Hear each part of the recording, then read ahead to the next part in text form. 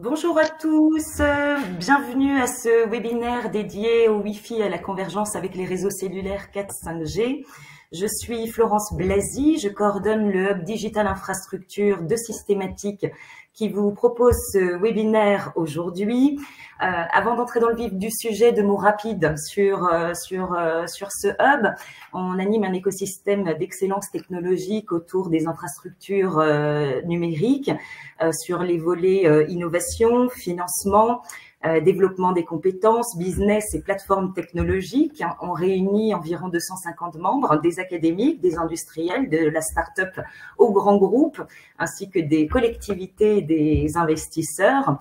On a 7 axes de travail dans notre roadmap technologique, les systèmes embarqués, le continuum d'architecture du Cloud à l'Edge, la connectivité et la communication qui nous réunit aujourd'hui, et puis des axes transverses, l'intelligence des systèmes, la confiance dans les systèmes, l'impact environnemental également et les nouveaux modèles économiques associés. On mène chaque année un programme d'action avec des publications, des événements, des partenariats avec d'autres organisations de l'écosystème, et puis un accent particulier sur l'émergence de projets collaboratifs. Et c'est dans ce cadre qu'on vous propose le webinaire d'aujourd'hui. Justement, revenons-en à ce webinaire dédié au Wi-Fi et à la convergence 4G, 5G. Au programme, nous aurons une introduction sur le Wi-Fi, la standardisation, les bandes avec Massinissa Lalam et Véronique Weck, qui sont tous deux membres du comité de pilotage de notre hub Digital Infrastructure. Et puis nous aurons ensuite 4 présentations de projets de R&D collaborative qui ont été menés ces dernières années par nos membres, des projets qui ont été financés par la BPI et suite à une labellisation par le pôle systématique.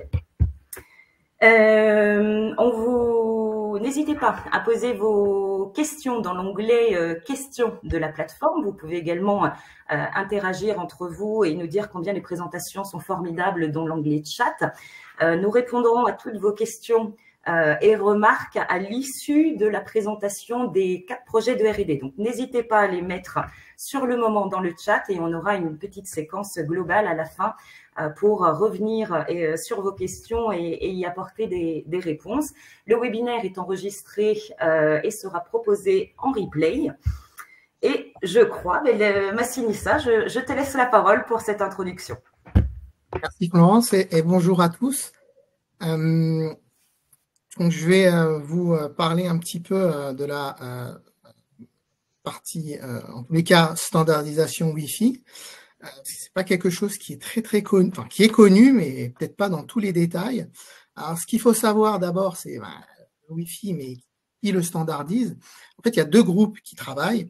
Il y a essentiellement le groupe de l'I3E 802.11 qui, lui, va générer des spécifications, mais des spécifications qui s'arrêtent à la couche 2, c'est-à-dire la couche MAC. Et elle travaille sur un seul standard et on a plusieurs amendements, connus, c'est 11AX, 11B, 11N, ce genre de choses. Et ensuite, on a un autre organisme de standardisation qui s'appelle la Wi-Fi Alliance, et c'est cet organisme qui possède la marque Wi-Fi. Son objectif, ça a été vraiment de développer tous les tests d'interopérabilité qui n'étaient pas pris en charge par l'I3E 802.11 afin justement de pouvoir mettre sur le marché des produits qui vont fonctionner. Alors, en 2018, la Wi-Fi Alliance, se rendant compte que de toute façon, la marque Wi-Fi a été utilisée par tout le monde, un peu comme a décidé de la rendre disponible au public et a introduit cette notion de génération Wi-Fi 4, 5, 6 et le dernier en date, le Wi-Fi 7. Mais elle se garde tout ce qui va être logo, certifié et ainsi de suite. D'un point de vue des technologies Wi-Fi, l'année dernière, on a fêté les 25 ans de cette technologie, en tous les cas côté Wi-Fi Alliance. C'est une technologie qui a commencé, on va dire, en 1999 et puis qui s'est vraiment déployée au tout début des années 2000, en ayant plusieurs, alors là on a plusieurs milestones, mais c'est une technologie en gros qui est dans le quotidien de tout le monde, qui a connu beaucoup d'évolutions en fonction des demandes, en fonction des besoins des utilisateurs. C'est une technologie qui a certains avantages qui font qu'elle est qu'elle a connu son succès.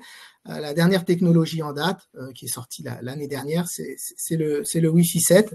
Et en France, on est assez chanceux d'avoir un écosystème, en tous les cas, autour du Wi-Fi qui adopte assez rapidement toutes les évolutions du Wi-Fi. La bande 6 GHz, par exemple, elle a été introduite assez rapidement par les opérateurs français. Le Wi-Fi 7, de même. Il me semble que 3 opérateurs sur 4 offrent des offres Wi-Fi 7 aujourd'hui. Si on regarde d'un point de vue plus, on va dire technologique, ce qu'on constate, c'est une évolution de cette technologie au fur et à mesure du temps avec des débits qui ont augmenté. On avait commencé avec le 802.11b avec la dizaine de mégabits dans les années 2000. Aujourd'hui, on a le Wi-Fi 7 qui opère sur plusieurs bandes de fréquences et qui va monter dans des cas typiques, alors ça c'est les cas théoriques, mais dans les cas typiques, dans la dizaine de gigabits au maximum dans certaines configurations. Ce qu'on constate au cours du temps de l'évolution du 802.11 et de la technologie Wi-Fi, c'est que c'était une technologie à la base qui avait vraiment pour but de remplacer le câble. Donc c'était vraiment de la technologie point à point. Et au fur et à mesure de l'évolution, de l'utilisation de cette technologie, elle a commencé à introduire des notions de gestion multi-utilisateurs, de gestion avec plusieurs antennes d'émission et de transmission, des mécanismes de modulation hérités ou en tous les cas empruntés au cellulaire, comme l'OFDMA. Le dernier amendement, le Wi-Fi 7, introduit ce qu'on appelle le Multilink Operation. Pour ceux qui sont familiers avec, on va dire, les technologies 3GPP, c'est un équivalent, pas tout à fait le même, mais c'est un équivalent de la carrier aggregation. Et donc, on a ces évolutions, Wi-Fi 4, 5, 6, 7. Alors, on trouve un petit, quand même, je le mentionne, parce qu'il est intéressant, un petit Wi-Fi qui s'appelle le Wi-Fi Halo, qui lui opère dans les bandes inférieures aux gigahertz et qui est vraiment destiné à de l'IoT. Donc, les débits sont beaucoup plus réduits, mais la portée est plus importante. Une des forces aussi du Wi-Fi, ça a été le fait d'utiliser, en fait, d'être rétrocompatible. C'est-à-dire qu'un produit Wi-Fi 4 fonctionnera sur un produit Wi-Fi 7 et un produit Wi-Fi 7 fonctionnera sur un access point Wi-Fi 4. La technologie s'adaptant à la génération la plus faible. Et c'est rendu possible aussi parce que ces systèmes opèrent vraiment dans des bandes qui sont limitées. C'est pas une nouvelle technologie, introduit une nouvelle bande. Et parmi les bandes principales sous le 7 GHz, on trouve la bande à 2,4, la bande à 5 GHz et la bande à 6 GHz. Alors, ces bandes sont ouvertes au fur et à mesure que les besoins en spectre se sont fait sentir d'un point de vue usage. Et le cas le plus classique, en tous les cas, celui qui fait couler beaucoup d'encre en ce moment, c'est le cas du 6 GHz, par exemple, où toute la bande, c'est-à-dire environ 1200 MHz, sont ouverts aux États-Unis, là où l'Europe a une approche plus pragmatique en ouvrant d'abord le bas de la bande. Et maintenant, on trouve des discussions entre eux et la technologie, et les représentants de la communauté Wi-Fi et les représentants de la communauté cellulaire pour avoir cette bande un peu de manière exclusive pour l'une ou l'autre des technologies. On commence à voir, côté même régulateur, plutôt une demande de coopération entre ces technologies, voire même de convergence entre ces technologies qui vient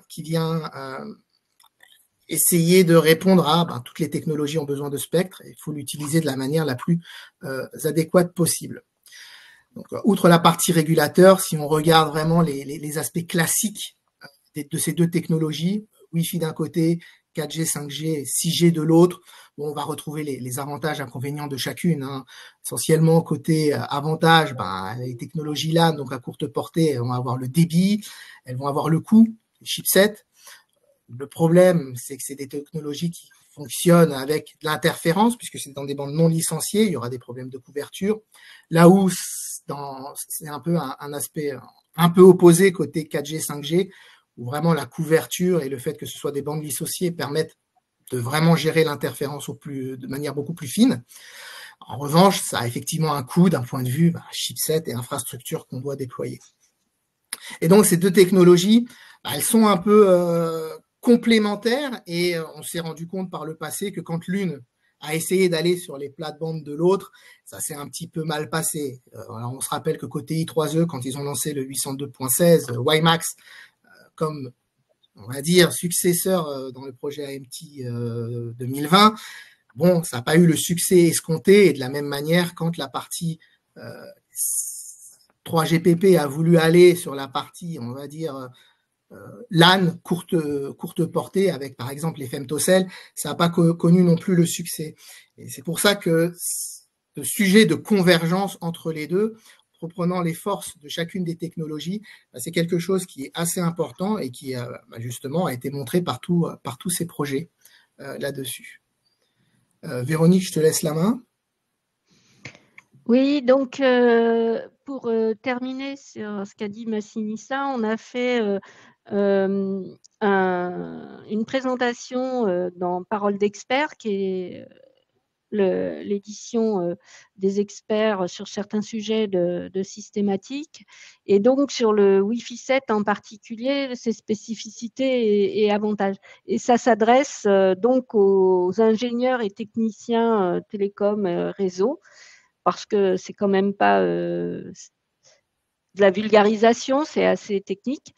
Mais voilà, on fait le point sur les nouvelles avancées, enfin sur le Wi-Fi en général, et puis les nouvelles avancées du Wi-Fi 7 et ce dont Massinissa vient de parler, les nouvelles bandes, les nouveaux codages, et puis les nouvelles caractéristiques comme le multibande. Et donc, je vous invite à le lire, hein, vous avez le lien là. Et voilà, j'espère que ça vous plaira. Merci. Merci beaucoup Véronique et Massinissa. On vous invite effectivement, pour ceux qui ne l'auraient pas déjà téléchargé, dans le chat, vous avez le lien pour la publication. Et on va tout de suite passer à la présentation des projets de R&D. On va commencer avec le projet WIFIP qui était porté par Orange. Et Isabelle, je vous donne la main. Merci Florence. Donc les slides, oui, hop. Donc le projet WIFIP a été monté dans le cadre d'un appel à projet proposé par BPI France. Et donc ce projet a démarré début janvier 2023 et s'achèvera fin 2026. Le consortium est composé d'Orange qui pilote le projet, de 3 PME, donc Comsys, Greener Wave, City Passenger, je reviendrai sur le rôle de chacun par la suite, et deux labos de recherche, Centrale Supélec et Télécom Sud Paris. Donc les enjeux du projet WIFIP, c'est clairement d'inscrire les technos WLAN dans les exigences télécom à l'horizon 2030. Alors, à la fois en harmonie avec la standardisation 802.11, mais également avec le 3GPP et notamment les releases 18, 19 qui traitent de la multiconnectivité.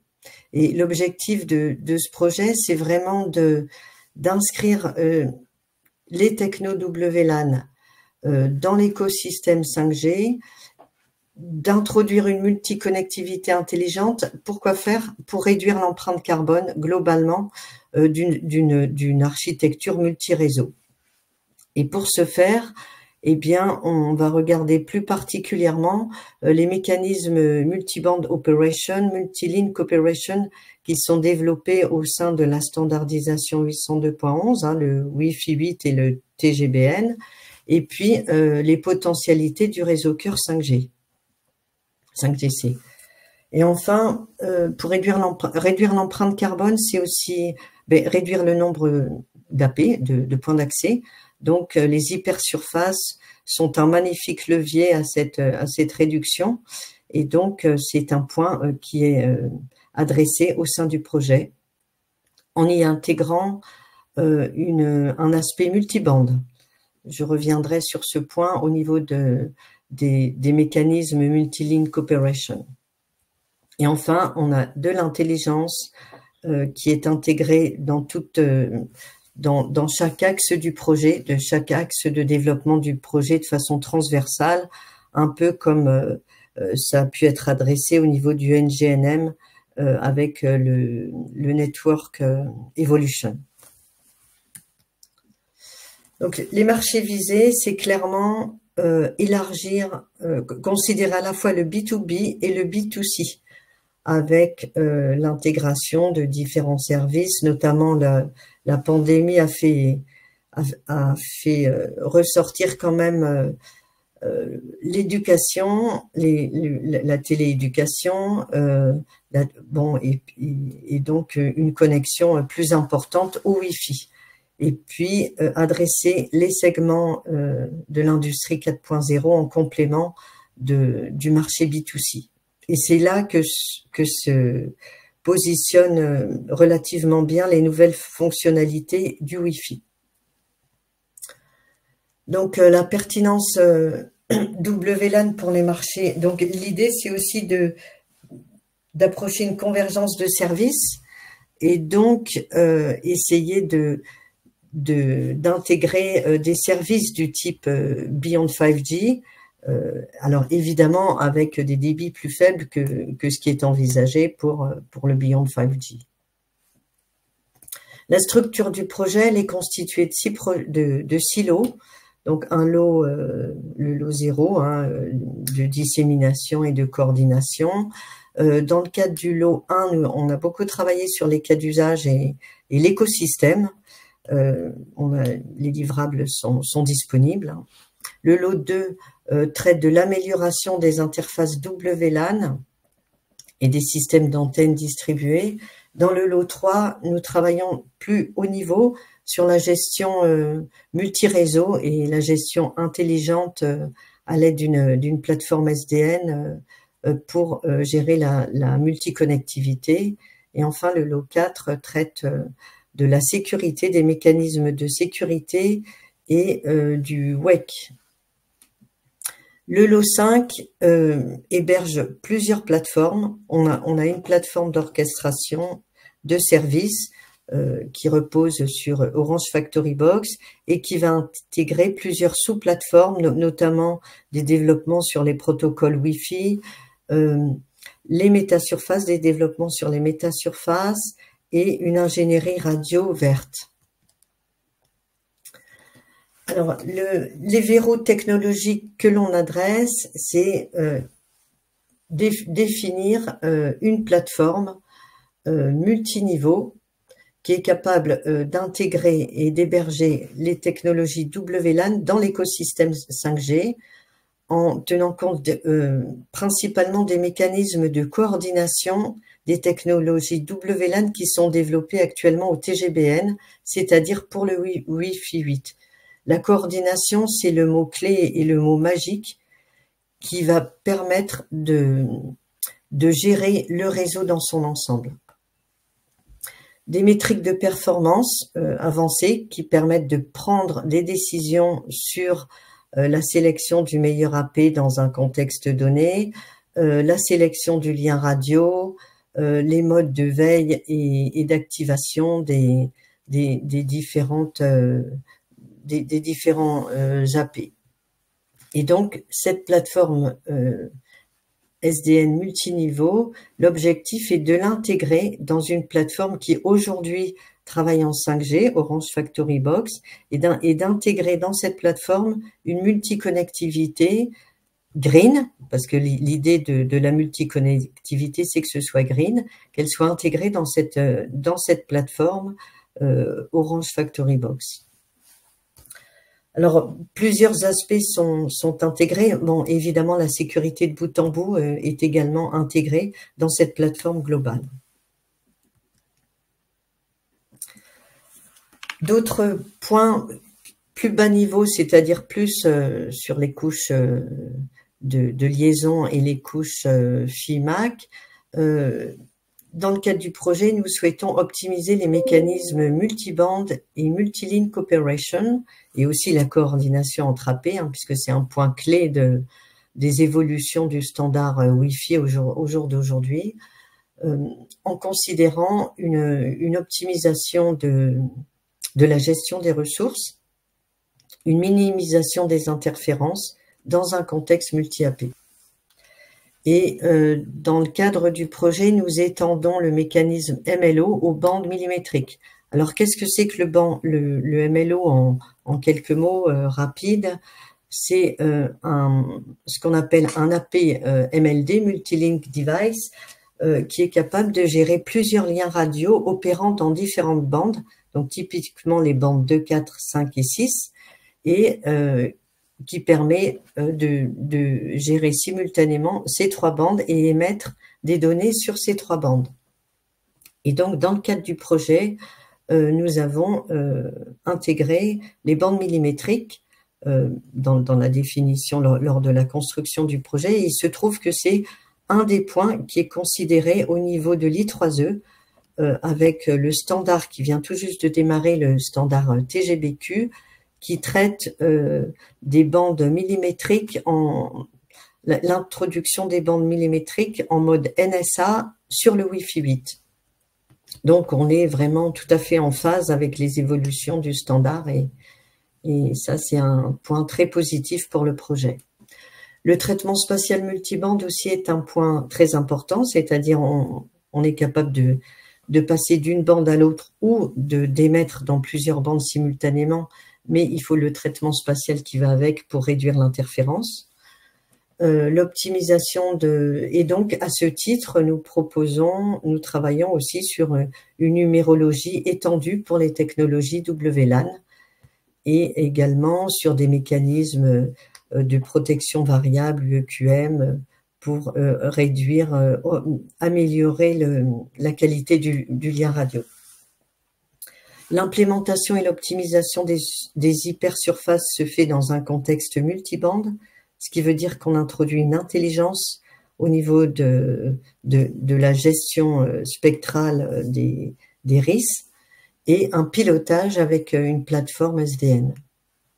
Et enfin, on aura une plateforme d'ingénierie radio qui intégrera et qui visualisera non pas que une puissance reçue, mais des métriques appropriées à l'optimisation du réseau en vue de réduire l'empreinte carbone. Un point, donc nous avons introduit le concept de modèle d'usage, mais le modèle d'usage Wi-Fi, en fait, c'est une déclinaison de plusieurs points. C'est d'abord des applications, une topologie de déploiement, des indicateurs clés de performance, si possible verts, mais aussi des indicateurs clés de valeur qui permettent d'évaluer notre modèle d'usage. Et c'est une identification des fonctionnalités à mettre en œuvre pour que notre modèle d'usage soit déployé. Donc, nous avons défini 5 modèles d'usage. Je ne vais pas tous les détailler, je vais juste mentionner celui qui porte sur l'industrie 4.0 parce que c'est un point important du projet qui justifie aussi l'innovation qu'on introduit au sein du projet. Il y a le Network Evolution qui est un modèle d'usage transverse qui adresse l'intelligence artificielle et les modèles d'apprentissage dans le déploiement des applications Wi-Fi. Et puis, il y a les applications mixtes B2B, B2C. Enfin, je vous invite à consulter notre livrable pour avoir un descriptif un peu plus détaillé. Un autre point important, intéressant, c'est bon, évidemment le mécanisme Multilink Operation, qui est un point clé du projet, hein, c'est vraiment au cœur du projet, la gestion multibande. Mais cette gestion multibande, il faut qu'elle se fasse aussi au niveau spatial.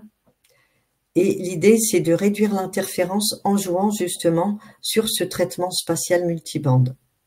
Donc, une approche a consisté à considérer les surfaces effectives des antennes en réception et une surface de captation, une surface effective de l'antenne en réception, c'est la capacité d'une antenne à collecter l'énergie qu'elle reçoit. Et cette capacité, elle est reliée, comme le montre l'équation ici, elle est reliée d'une part à la fréquence d'opération de l'antenne et à son gain. Donc, on a introduit une surface de captation fictive qui relie un récepteur et un interféreur potentiel. Et l'objectif est de modifier la fréquence d'opération de façon à ce que les surfaces de captation de l'interféreur et du récepteur restent tout le temps disjointes. Donc, on va jouer sur cette propriété pour réduire l'interférence, et donc naturellement ce mécanisme s'intègre dans le mécanisme multi-link operation, puisque c'est couplé à ce mécanisme. Une autre approche intéressante qu'on a adoptée au sein du projet, c'est un apprentissage et des décisions qui sont hybrides, qui reposent à la fois sur des mécanismes d'apprentissage du type profond en intelligence artificielle, et des métriques plutôt déterministes basées sur une mesure de ce qui se passe au niveau du device ou du point d'accès. Et donc l'algorithme ici repose sur une construction des BSS, c'est-à-dire une clusterisation de l'environnement, de façon à ce qu'on associe à chaque point d'accès le bon device. C'est pas parce que la station est toute proche du point d'accès que c'est fatalement le meilleur point d'accès. Là, on parle de coordination multi-AP. Et donc, on va construire à l'aide de cette combinaison d'algorithmes, d'une part, l'association terminaux point d'accès, et d'autre part, la sélection du bon lien radio entre le point d'accès et le terminal. Notre équipe, donc nous sommes nombreux, je rappelle, 3 PME, 2 labos de recherche et Orange. Voilà, et je vous remercie pour votre attention. Merci beaucoup Isabelle. Alors si vous souhaitez en savoir plus, vous avez des questions précises sur le projet, n'hésitez pas à les poser dans l'onglet questions ou dans l'onglet chat. On fera une session tout à la fin avec tous nos intervenants où ils répondront en live à ces questions. Et on passe tout de suite au second et troisième projet avec le grand Guy Pujol, que vous avez sûrement eu en professeur si vous êtes dans les télécoms, mais qui intervient aussi aujourd'hui en tant que président de Green Communication. À toi Guy. Merci beaucoup.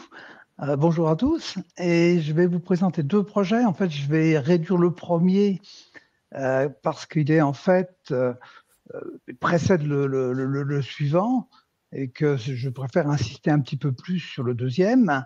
Donc le premier projet, c'est un projet qui va charge, je dirais, une aide aux pompiers qui sont là, les pompiers du Val d'Oise, dans des carrières qui sont dans le nord de Paris et qui sont très très complexes et dans lesquelles il n'y a absolument aucun réseau. Et donc l'objectif, c'est de monter un réseau de secours. Donc voilà, on est dans des carrières, il y a des kilomètres de chemin, il y a une centaine de kilomètres de tunnels, etc., qui sont en fait dans le noir. Là, il s'est allumé, mais c'est dans le noir. Mais il y a des fêtes, il y a plein de personnes qui viennent dedans, et de temps en temps, il faut intervenir pour des secours. Voilà, donc l'idée, c'est comment arriver à communiquer avec l'extérieur dans un tel environnement. Et la solution donc qui a été choisie, l'objectif, c'est donc, comme je viens de le dire, c'est d'être capable de pouvoir faire téléphoner ou avoir un push-to-talk pour communiquer avec l'extérieur, pour demander des renforts, etc. La solution qui a été choisie, c'est une solution avec des points d'accès Wi-Fi relais. Donc on relaie l'environnement Wi-Fi. Le problème, c'est qu'on a affaire à un réseau mesh dans lequel toutes les fréquences sont identiques. Donc il peut y avoir pas mal d'interférences.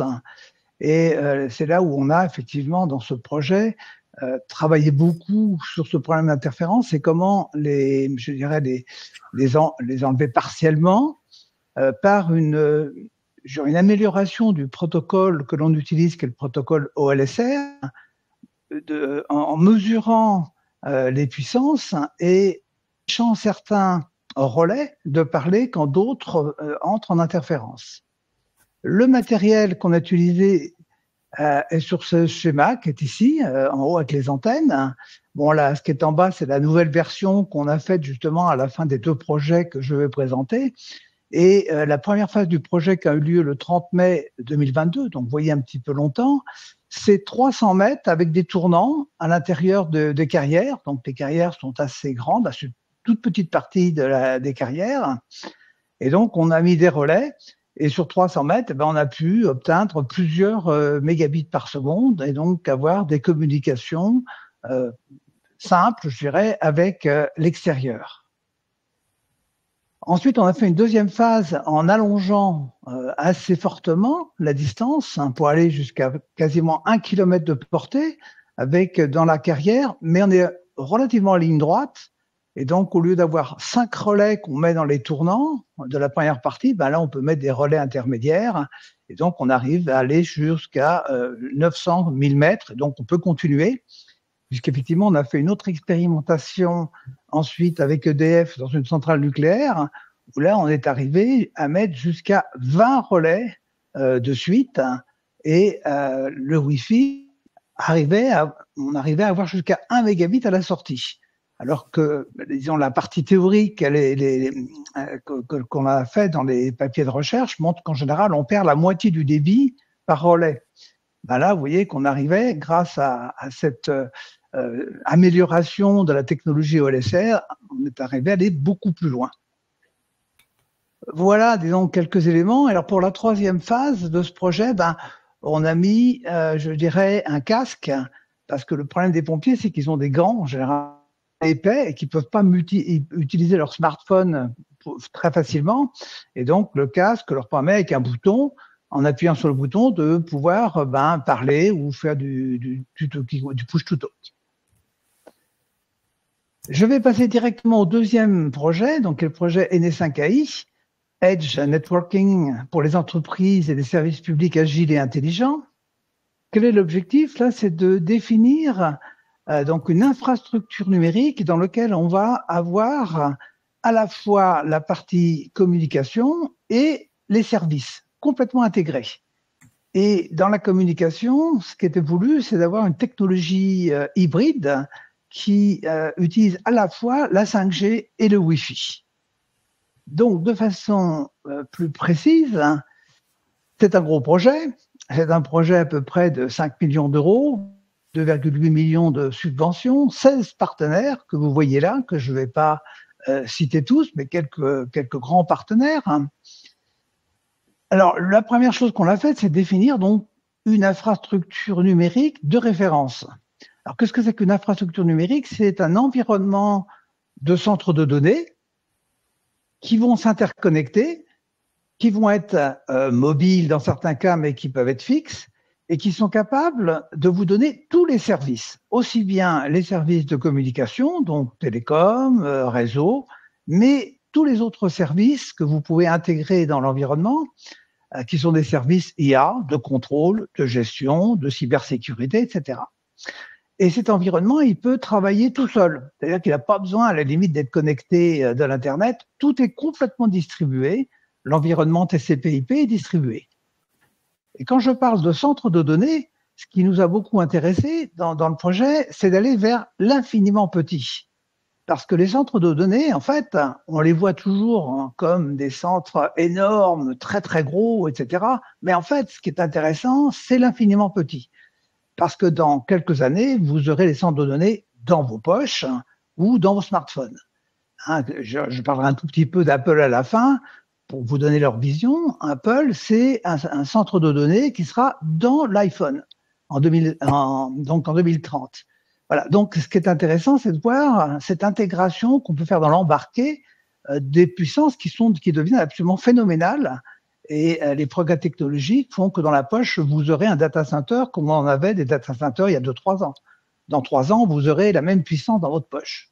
Voilà. Donc, l'objectif, c'est d'arriver à mettre en place une telle technologie. Alors, voilà ce que ça a donné au point de vue infrastructure numérique, au point de vue la partie réseau qui nous intéresse.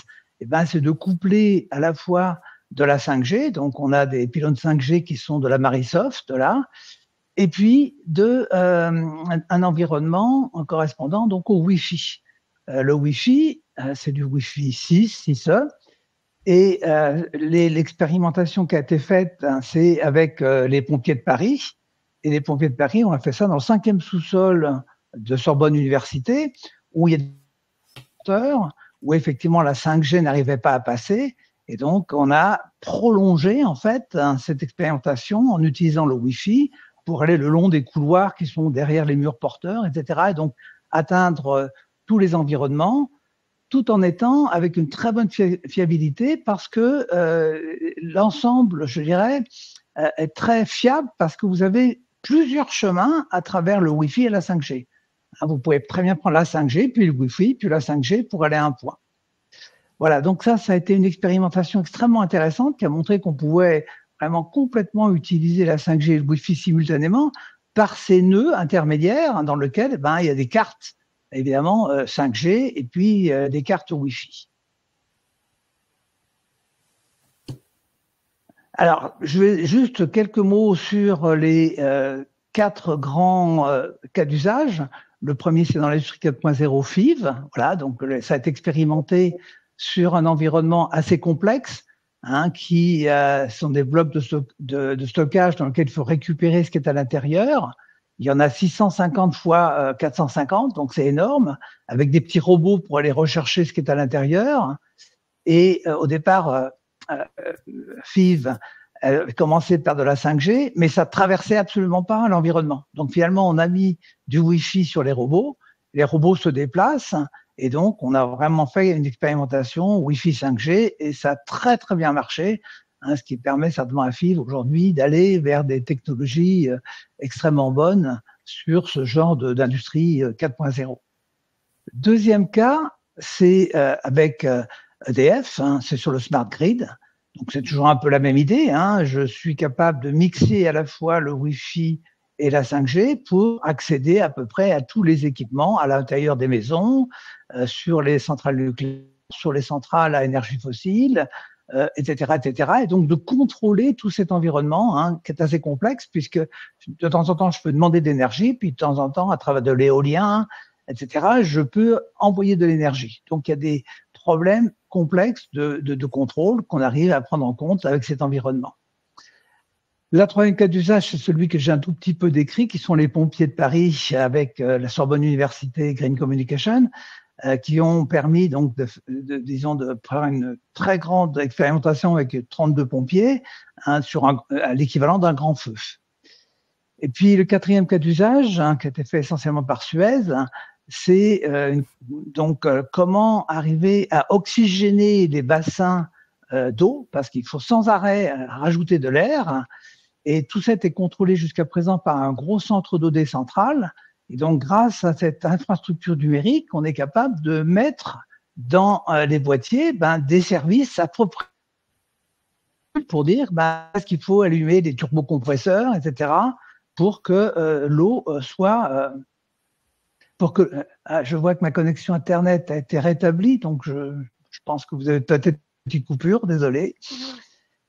Alors, je vais passer assez rapidement sur l'environnement que je voulais vous décrire un peu en détail, qui sont les pompiers. Les pompiers sont toujours en binôme.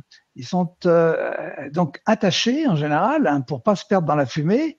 Et s'ils se détachent, bien sûr, ça peut arriver. Il faut qu'ils restent vraiment en communication l'un avec l'autre.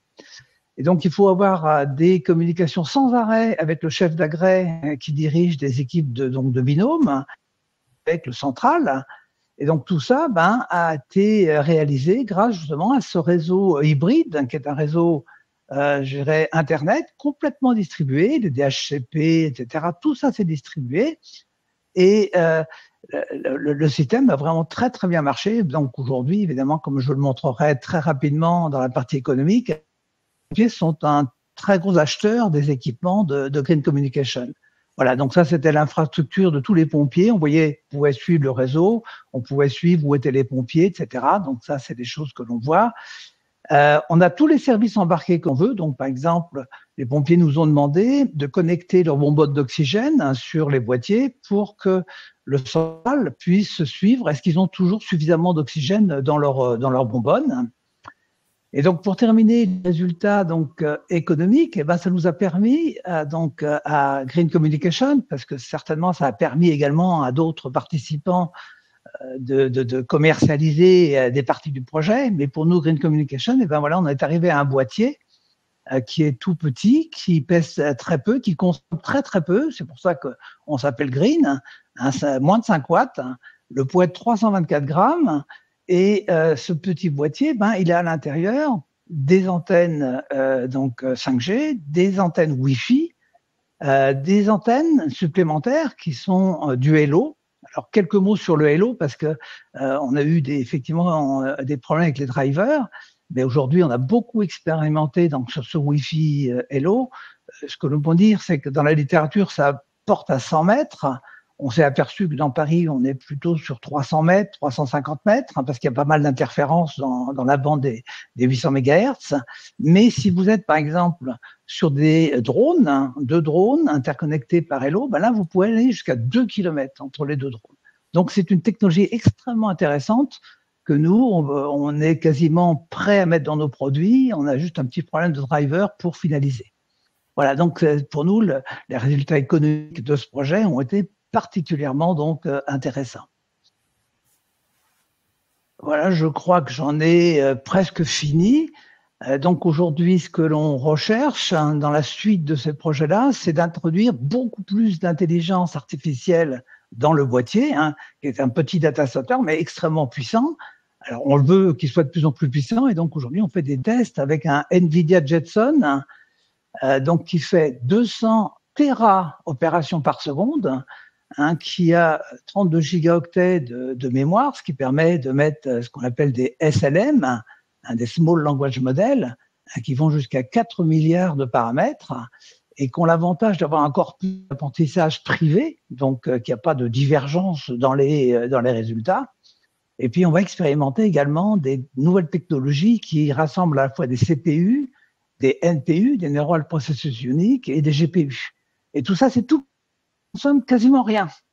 Donc, on voit que un des résultats extraordinaires, c'est que on est en train complètement de passer à l'edge avec dans 3 ans des puissances je dirais, qui sont celles de nos centres de données d'il y a 2 ou 3 ans.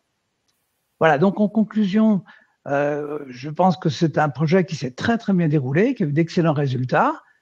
Ça permet de montrer qu'on peut avoir des connexions Internet des objets à très bas coût. On peut vraiment commercialiser aujourd'hui des technologies hybrides, 5G, Wi-Fi qui marchent excessivement bien, qui permettent, je dirais, d'avoir un peu les qualités des 2 côtés. L'intégration est très simple, la résilience donc meilleure. Bon, le seul petit regret qu'on a eu, c'est que le 5G device to device qu'on avait mis dans le projet, on l'a pas eu parce qu'on n'a trouvé aucun driver open source. Personne, en fait, a développé cet environnement, peut-être dans un environnement privé de grands groupes, peut-être, mais en tout cas, nous, on n'a pas eu accès. Et ça, c'est dommage parce que ça aurait, en plus, permis de regrouper les 2. Voilà, je vais m'arrêter là pour laisser la place au suivant. Merci beaucoup, Guy, pour cette présentation des 2 projets. N'hésitez pas à poser vos questions sur l'espace questions ou chat de la plateforme. J'invite maintenant Hassan Abouchadi à monter sur scène et à venir nous présenter le projet Resilient Trust qui était porté par Artesis IP, mais auquel Seamless Waves que vous représentez a activement contribué. À vous, Hassan. Oui, bonjour. Donc oui, je suis Hassan Abouchadi, fondateur et CEO de Seamless Waves. Et donc, oui, je vais parler du projet Resilient Trust. C'est un projet européen qui est bien sûr cofinancé par la BPI. Et voilà, le projet, il est sur la sécurité des puces électroniques, la sécurité au sens large. Donc, c'est un gros projet d'une 30aine de partenaires européens et avec 8 partenaires français et un partenaire associé. Donc, il y a Seamless Waves, moi-même, MC2, Arteris, ST comme partenaire associé, le CEA Leti, l'Université Gustave Eiffel, Sorbonne Université, Grenoble, Université de Grenoble et bien sûr le CNRS en France. Alors, le projet, il fait partie des CHIPS GU, c'est Joint Undertaking, et ça fait partie des Research and Innovation Actions, et le projet date de 2022. Donc, c'est un projet sur 36 mois qui a commencé en octobre 2023 et qui se termine fin septembre 2026, avec un budget global de 17 millions et les partenaires français ont 5,3 millions. OK, donc de quoi ça parle? Ça concerne les Edge IoT. Donc, dans l'IoT, il y a des puces de microcontrôleurs. Et donc, je montre ici la répartition du marché. C'est un des rares domaines où l'Europe est bien positionnée dans ce marché-là des puces électroniques pour les microcontrôleurs. Et donc, on a ST, NXP et Infineon qui ont une grosse part du marché. Après, est-ce que cette situation-là va durer? C'est pas sûr, parce qu'il y a disons, des menaces assez importantes dans le futur. On aimerait bien que ces microcontrôleurs aient des communications sans fil, donc des transceivers multistandards RF, et aussi on va vers de plus en plus d'intelligence artificielle. Et donc, est-ce qu'il y aura des accélérateurs d'IA sur ces microcontrôleurs-là? Donc, c'est là où l'Europe a des faiblesses, c'est-à-dire que ce soit au niveau des communications sans fil, je parle des chipsets, des puces pour les communications sans fil. C'est un domaine qui est complètement dominé par les États-Unis ou l'Asie du Sud-Est. C'est un petit peu mieux, mais pas beaucoup au niveau des accélérateurs IA, des puces pour un accélérateur IA. Il y a quelques sociétés européennes, mais très très peu par rapport aux États-Unis ou à l'Asie du Sud-Est. Et donc, le but de ce projet, c'est de faire quelque chose à ce niveau-là, c'est-à-dire de repositionner l'Europe aussi bien au niveau des puces pour les communications sans fil. Et ça, c'est un use case numéro 1 dans le projet. Et dans un deuxième use case, on regarde plutôt au niveau des accélérateurs IA. Donc, comme vous le connaissez certainement, vous savez que dans le premier use case, dans le domaine de l'IoT, c'est des applications diverses et variées avec des spécifications sur la connectivité sans fil qui peuvent être très différentes. Donc, on a besoin d'une connexion sans fil avec une connexion multistandard. Et donc, c'est pour ça que, avec ST Microelectronics, qui ont un microcontrôleur très populaire dans l'IoT qui s'appelle STM32, dans ce use case-là, on travaille avec eux, donc Seamless Waves, pour faire un émetteur-récepteur multistandard qui couvre donc les standards les plus utilisés par leurs clients. Il y a dans ce use case-là Sorbonne Université qui participe et Arteris IP aussi. Donc, en ce qui concerne Seamless Waves, notre innovation, c'est que du point de vue de faire des émetteurs-récepteurs multistandards, il y a dans l'état de l'art deux manières différentes. Ou bien on fait un émetteur-récepteur par standard de communication, ça c'est la solution à gauche, c'est une solution très basse consommation, mais elle est très rigide, très difficile de faire évoluer. Il y a une autre solution qui propose quelque chose qu'on appelle Software Defined Radio, c'est-à-dire une seule puce qui, par software, peut être programmée pour fonctionner en Wi-Fi ou en 5G ou autre. Donc, c'est une solution très flexible, mais avec une consommation très, très importante et qui n'est pas convenable pour des dispositifs portables. Et donc, l'innovation de Seamless Waves, c'est qu'elle propose donc une sorte de Software Defined Radio, mais avec une très basse consommation. Et donc, c'est ça notre contribution dans ce projet-là. Ça, c'est la situation actuelle des microcontrôleurs pour l'IoT avec les parts de marché de chacun. Et vous pouvez voir que chaque fabricant a un ou deux standards de communication, mais pas plus. Ce qu'on essaye de faire dans ce projet-là, c'est voilà, de rajouter un front-end RF qui est capable de couvrir un très grand, large spectre, disons, de fréquences et de standards de communication. Deux mots sur le marché. Donc, le marché des puces de microcontrôleurs, c'est un énorme marché. Il est aujourd'hui à 28 milliards. En 2029, on s'attend à ce qu'il soit de l'ordre de 40 milliards de dollars. Donc, c'est un marché très important. En ce qui concerne Seamless Waves, nous, dans ce use case-là, on aimerait donc avoir une IP, donc c'est le front-end RF qui sera rajouté sur ces puces de ST ou d'autres fabricants pour permettre une communication multi-standard. Donc, dans ce projet-là, il y a un deuxième use case dans lequel les partenaires français participent. C'est plus axé sur la sécurité et c'est pour donc sécuriser des sites contre des drones indésirables. Hein.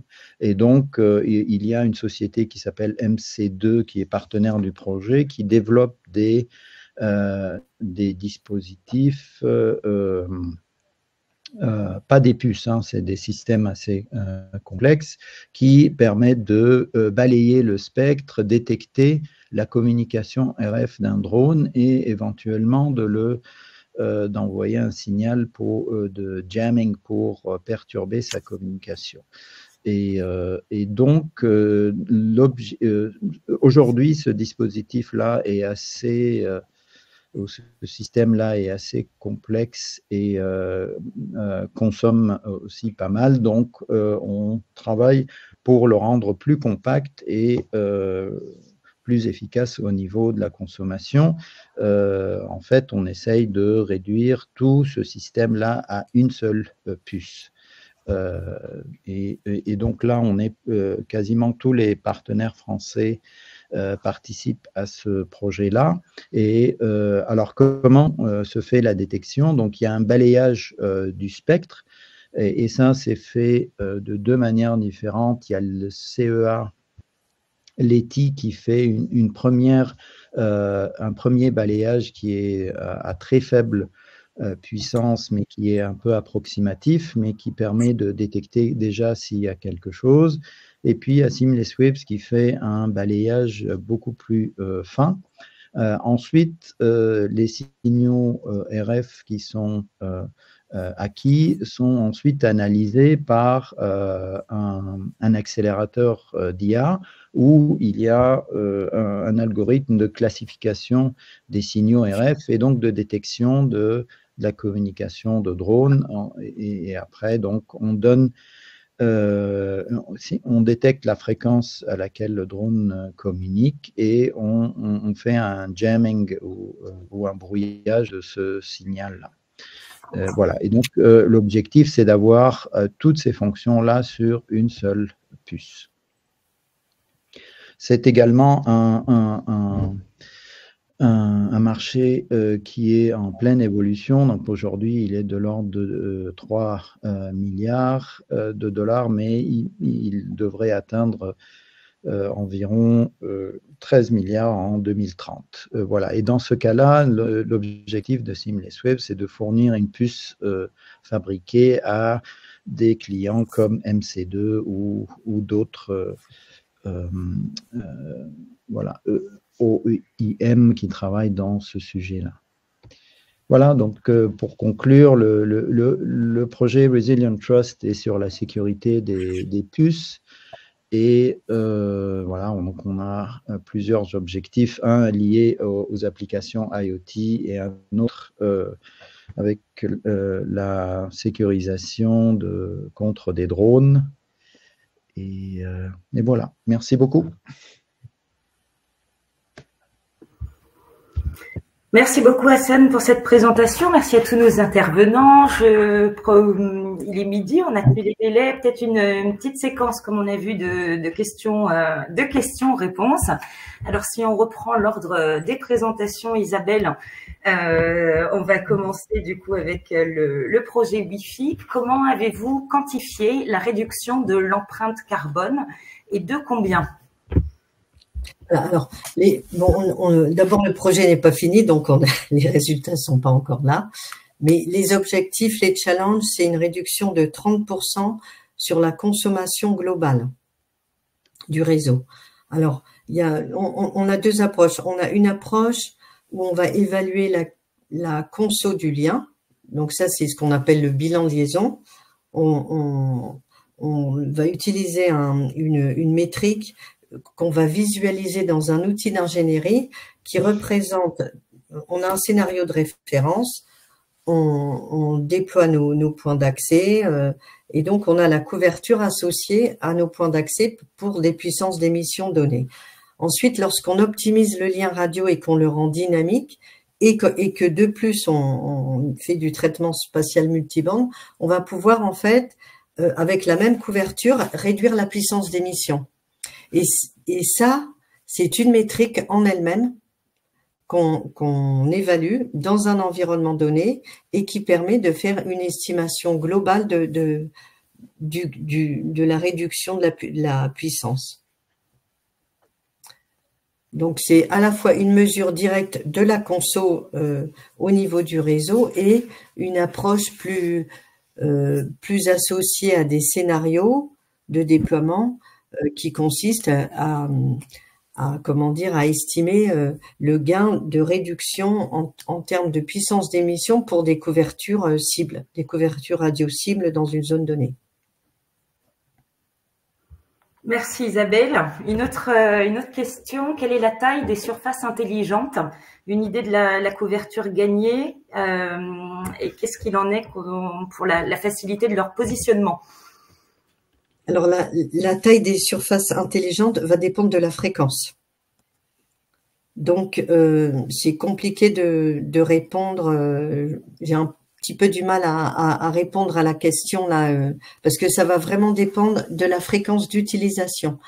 Après, les gains qu'on peut obtenir, c'est évidemment lorsqu'on positionne une surface intelligente, on va transformer une liaison en non-visibilité, en une liaison en non-visibilité, en visibilité avec une réflexion.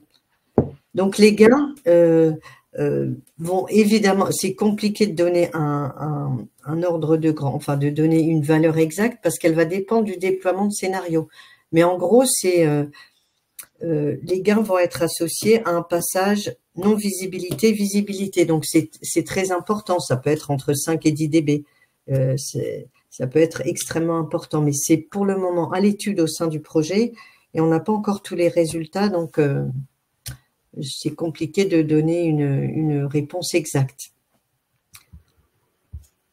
Eh bien, merci beaucoup Isabelle. Et puis du coup, on suivra les résultats du projet quand il sera finalisé. Des questions pour Guy. Est-ce que vous avez déjà expérimenté la communication device-to-device en 5G, notamment en mode side link? Et si oui, sur quelle plateforme l'avez-vous testé? La réponse est simple, non, parce que justement, on n'a pas eu de driver ouvert qui nous a permis de tester. Et on aurait bien voulu.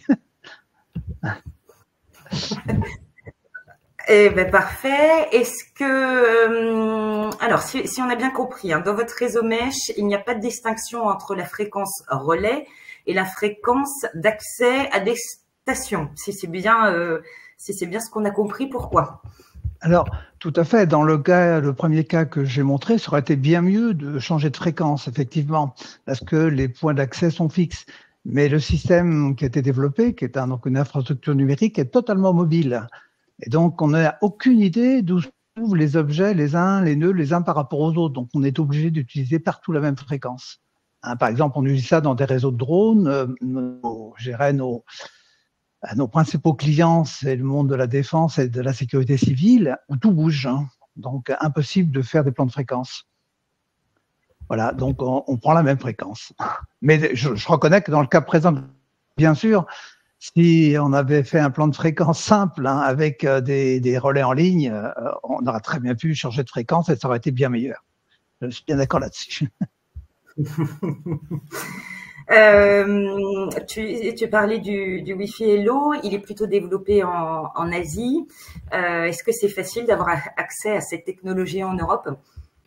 Eh ben non, pas facilement, parce que justement, il y a encore peu de produits et nous, le seul driver open source qu'on a pu trouver, on l'a implémenté, il marche, disons, très bien, mais on ne peut pas le commercialiser encore aujourd'hui parce qu'il y a encore quelques petits bugs qui demanderaient donc aux ingénieurs qui ont développé le driver de modifier.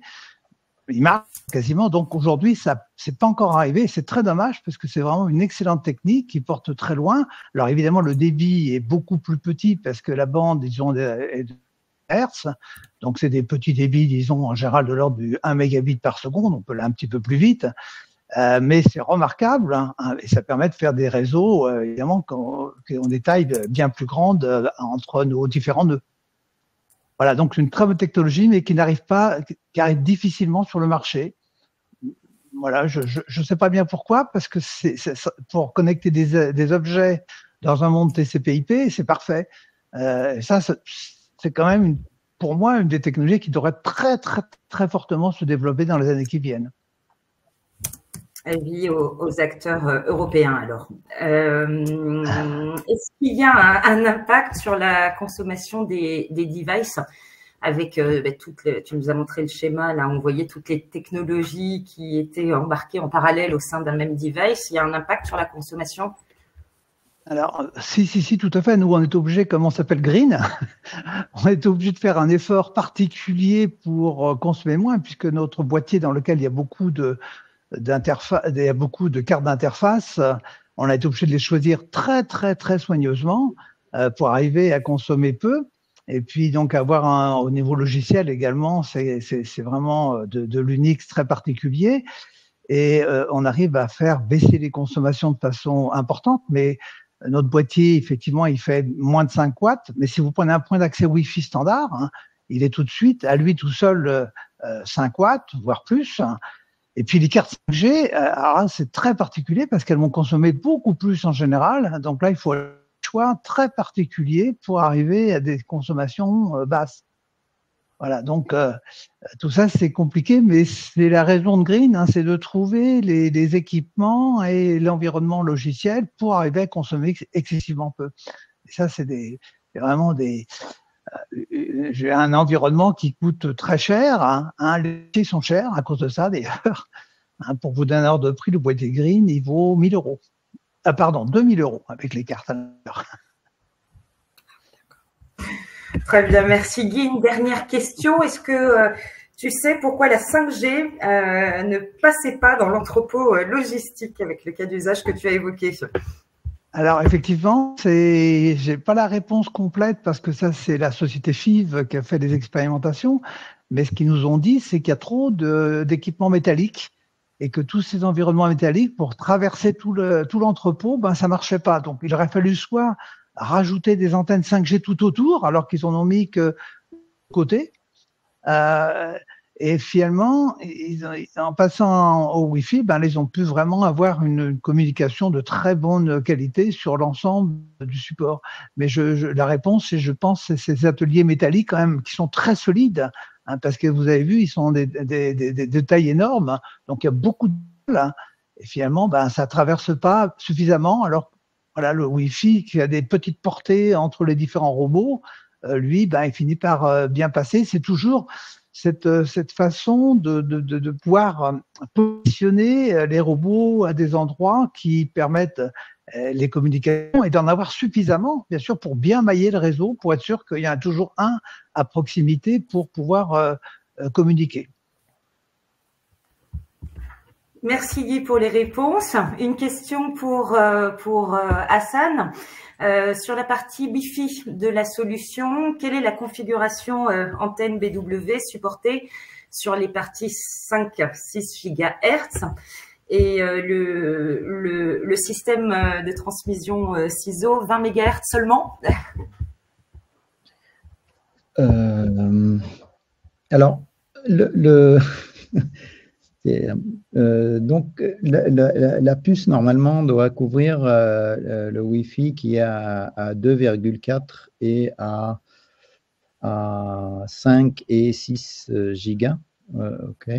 C'est en ce qui concerne la couche physique. Après, nous, on fait le front-end RF. Il y a après le baseband numérique qui va déterminer après, et les couches supérieures qui vont déterminer exactement quel standard sera utilisé. Mais nous, ce que l'on permet de faire, c'est la partie front-end RF et de garantir une connexion aux bandes de fréquences à laquelle se trouvent ces nouveaux standards-là.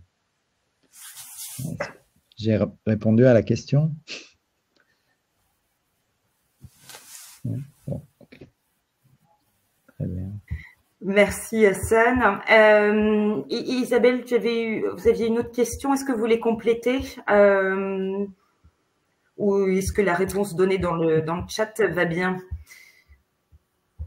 Je pense qu'elle ne m'était que adressée à moi, mais oui, je pense que là, on a répondu, oui, l'interface N3IWF et effectivement la fonctionnalité développée au niveau du réseau cœur 5G pour établir des communications non 3GPP, c'est-à-dire Wi-Fi, avec le réseau cœur 5G. Si d'autres souhaitent apporter des compléments?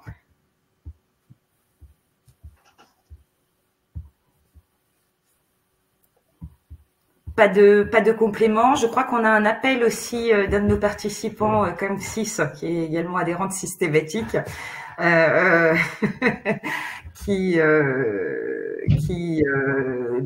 n'hésitez pas à rentrer en contact. Voilà, si vous êtes intéressés, ils ont développé une couche et ils sont disposés à finir le protocole si vous êtes intéressés.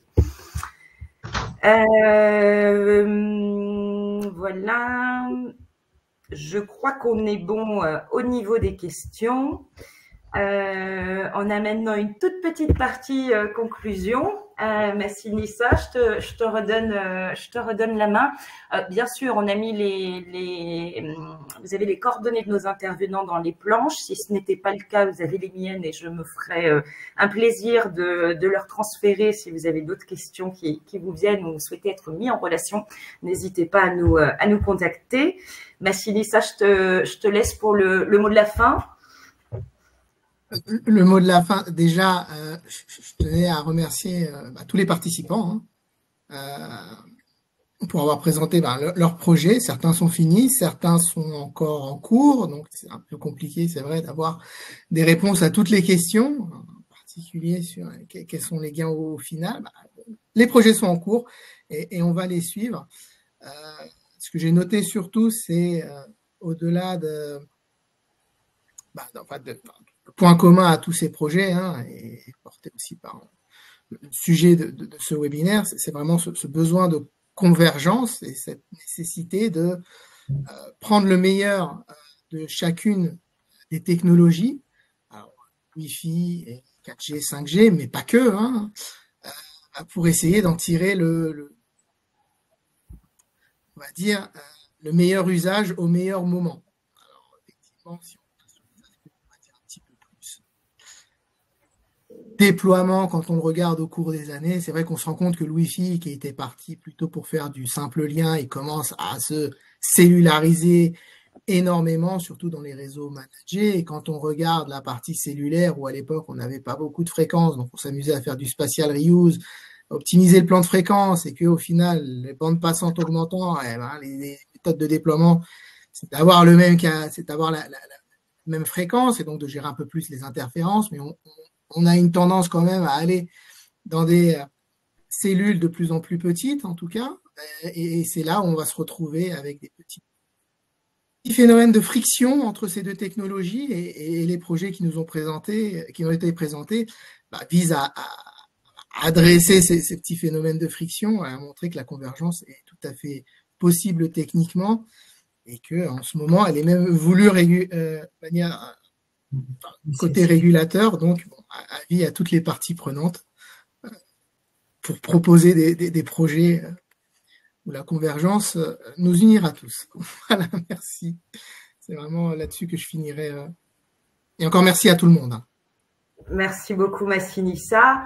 Je conclus rapidement, comme on l'avait dit, les projets qui ont été présentés ont été labellisés par Systématique. C'est vraiment notre cœur de métier, l'accompagnement au projet de recherche et développement. Donc on est là pour vous informer sur les différents dispositifs de financement, pour vous aider à identifier des partenaires. On organise également des sessions d'émergence de projets, comme on avait fait notamment l'année dernière, par exemple, sur l'appel à projet 4 sur la 5G. Ce processus d'accompagnement, ça permet de maximiser les chances de financement auprès de la BPI. On va bien entendu évaluer les différents aspects de votre projet, qu'ils soient technologiques ou marché. C'est un processus qui prend un petit peu de temps, environ au minimum 1 mois. Donc, vous nous envoyez la présentation détaillée de votre projet. On désigne des experts, notamment ceux qui sont autour de cette table aujourd'hui, qui vont regarder en détail votre dossier, l'évaluer, et si le niveau de qualité est jugé suffisant pour l'appel à projet, on vous délivre une lettre de labellisation qui sera donc reconnue par les financeurs. Donc, n'hésitez pas à nous solliciter pour vous faire accompagner sur vos projets de R&D. C'était le mot de la fin. On remercie tout le public et bien sûr tous nos intervenants. Encore une fois, si vous avez des questions, si vous souhaitez être mis en relation pour suivre les échanges, n'hésitez pas à nous contacter. Vous avez des coordonnées sur le support de présentation qui va vous être envoyé automatiquement, ainsi que le replay par la plateforme Livestorm. Merci à tous et puis à très bientôt pour une autre événement, action, que ce soit côté infrastructure digitale ou pour tous les autres écosystèmes technologiques que nous avons chez Systématique. Merci encore, bonne fin de journée, à bientôt. Merci beaucoup, au revoir. Au revoir. Merci, au revoir.